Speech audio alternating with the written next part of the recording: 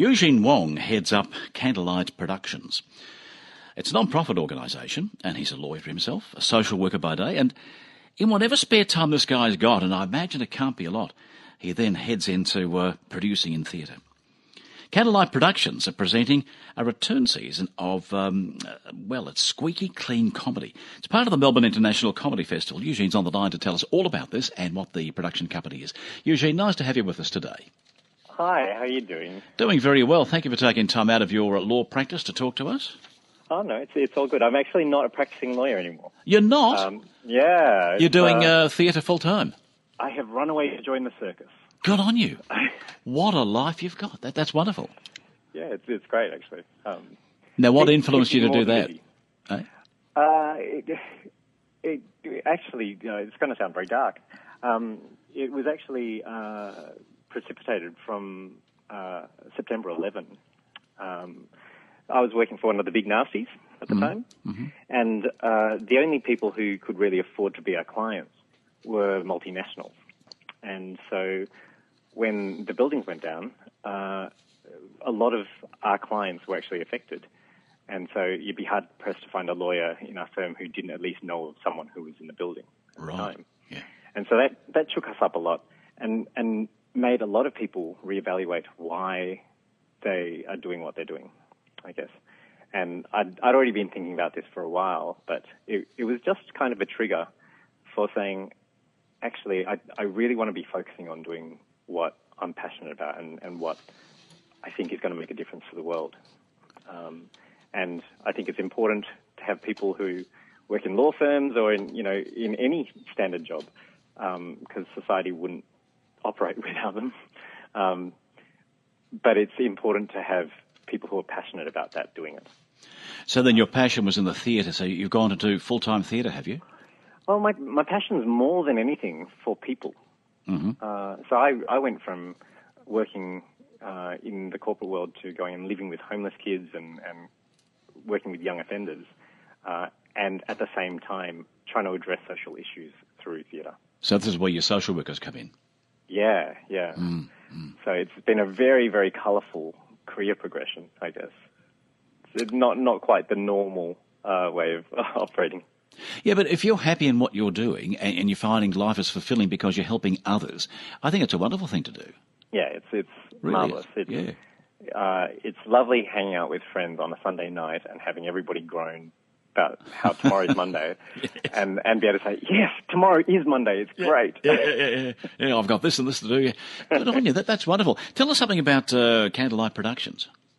Okay, so Candlelight is a non-profit arts organisation. We're known as a theatre company, but we do a whole range of art forms. So theatre, dance, circus, stand-up comedy, help to run festivals and conferences and things like that. And largely, we just use different forms of art to build community and to try to have a long-term impact on culture. And so we're looking at on a generational level so that our kids end up sort of living in a world that's a kinder, more generous, more inclusive world than the one we live in. Just always trying to improve on the last generation. So then, Eugene, that then brings us into what you're doing at the moment, Squeaky Clean. And tell us about that, because the background of this is quite interesting. Squeaky Clean actually came about as an accident. I was dared by our tech manager at the time.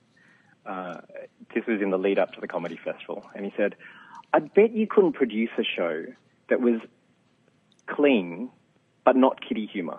So it would have to be aimed at adults and was still funny.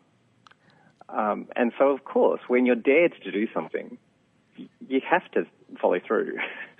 And so we did a pilot version of it there and created a mini gala event, I guess. You could say. I think there were 6 or 7 comedians in the first year. And we just had this lineup and challenged comedians to go clean and not rely on swearing or sexism, racism, homophobia, religious vilification, or really making someone else the butt of your jokes. And so the challenge then is for them to not only follow those rules, but also be funny and to not be beige. I think a lot lot of clean comedy has always Has that innuendo, hasn't it? Yeah, but there's always been a bit of a stigma with clean comedians of they play it too safe. Yeah. You know, and so it's not really that exciting. And so we challenge our artists to say, okay, hone your craft. You know, I grew up on a lot of British comedy and even things like Seinfeld, where there wasn't swearing, That's but right. they managed to find the quirkiness of life and just play on that. And so we really encourage people to observe the world around them. The human condition is such a weird thing to begin with. And so there's lots and lots of material that you could draw on if you looked for it. You see, it just shows, doesn't it, that you don't have to swear to get the message across. I mean, so as kids growing up, if we said even shut up, we were in trouble as little kids. Yeah. And that was classed as being a swear word in those days. Now, today, it's just all over the place. But it just shows that even in comedy, you don't have to have those words. Yeah, I was really convicted about it many years ago when a friend of mine, we just noticed that he never swore. And someone questioned him on it once, and he said, I just don't feel the need to, in order to express what I want to say. That's right. And for me, it was not a case of him being a Puritan or anything like that. It was just, okay, he cares about the English language. And I really like that. You know, I'm by no means the sort of person who says, oh, you can't swear ever. I think sometimes there's a time and place for it.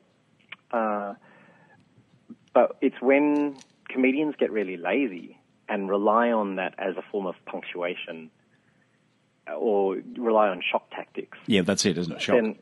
Yeah, well, what ends up happening is it's kind of funny this time round, but if you come back next year and use exactly the same shock tactics, then it's old hat. You know, familiarity breeds contempt. And so the only way that you can keep shocking people is to up the ante every year. Eugene, this year you've got about, I think, 10 comedians performing for you. Yeah, it's a big lineup. Yeah. Tell me how they've gone with this lack of swearing business and, you know, some of their backgrounds. They're great. So one of them, Simon Taylor, has written for Jay Leno Right. for his show overseas. One of them is writing for The Project at the moment. Another one is writing for Sean McAuliffe. So they're good. You know, we have a spoken word poet, a beat poet, who he was the winner of last year's Slam Poets final. And then we have a ventriloquist as well.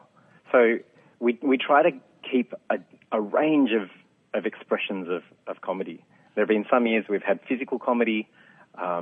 This year we've got someone who is very often a character actor. And so they come in and, well, their character comes in and delivers a set.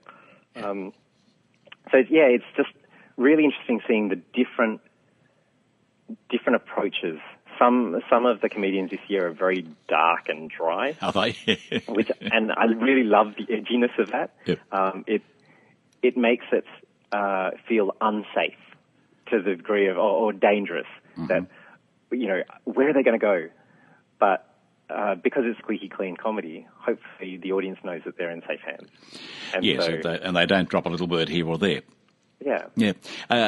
Is it suitable for children too? I notice it's aimed at adults, but can kids come along? Yeah, they can. We normally don't recommend it for kids under the age of 10 simply because it's a long night. It's a 2.5-hour show. Is it really? Yeah, they're good.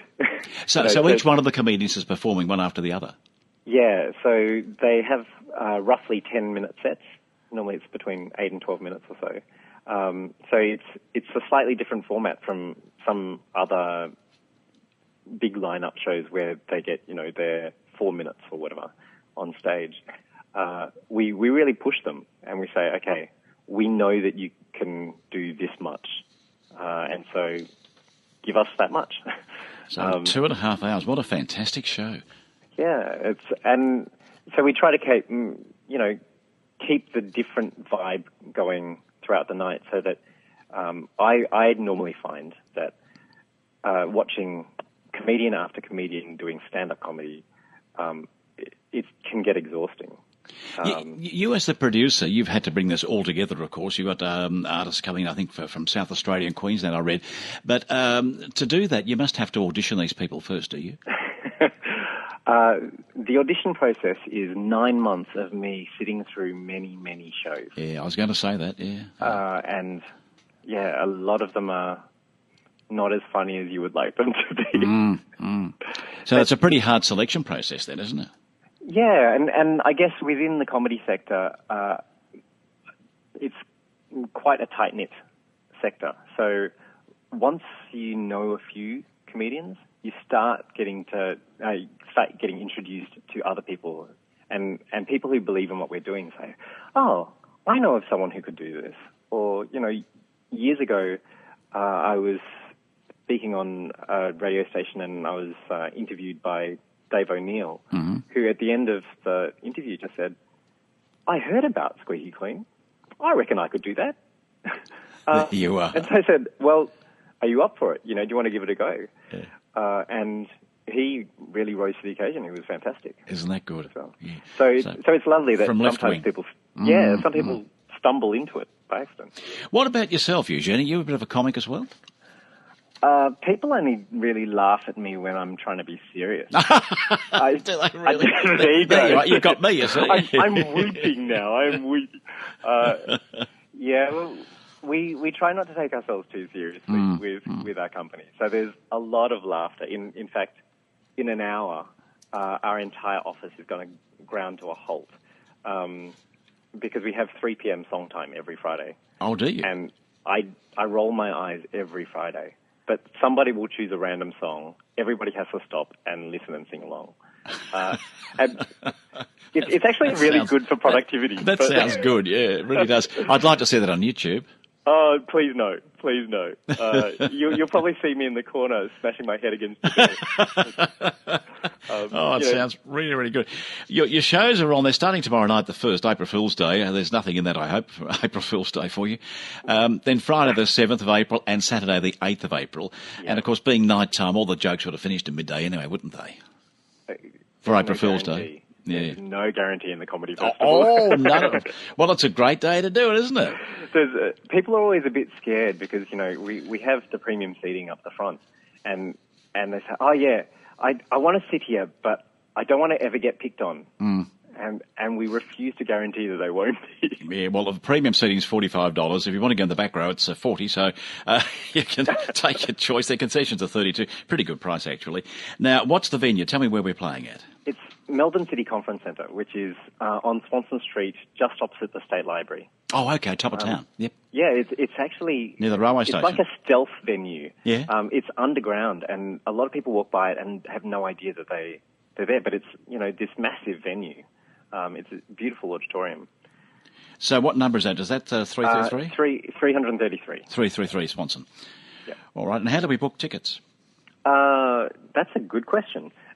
You can log on to our website, which is www.candlelightproductions.com.au.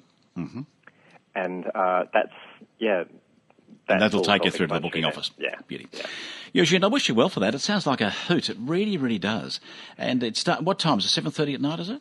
Yeah, it starts at 7:30. We recommend that you come a bit early, especially considering apparently public transport's a bit rough these couple of weeks. Yes, it is. Yeah. And so we're recommending that people leave plenty of time. We'll be open, and we've got food down there. Oh, good. We partner with World Vision each year as well to just raise awareness of the great work that they're doing with sanitation and clean water overseas. So as we talk about clean comedy, then we try to support clean water initiatives overseas. Squeaky Clean Comedy. It's on tomorrow night, the 1st, on the 7th, and on the 8th of April. Go and support these guys. It sounds really, really good. I'm going to try and get along, Eugene, and have a look at this. Thank you so much. Yeah, really good. Bill, thank you for your time today. I wish you well, and a great season to you. Thanks for having me. Okay, take care, mate. Bye-bye.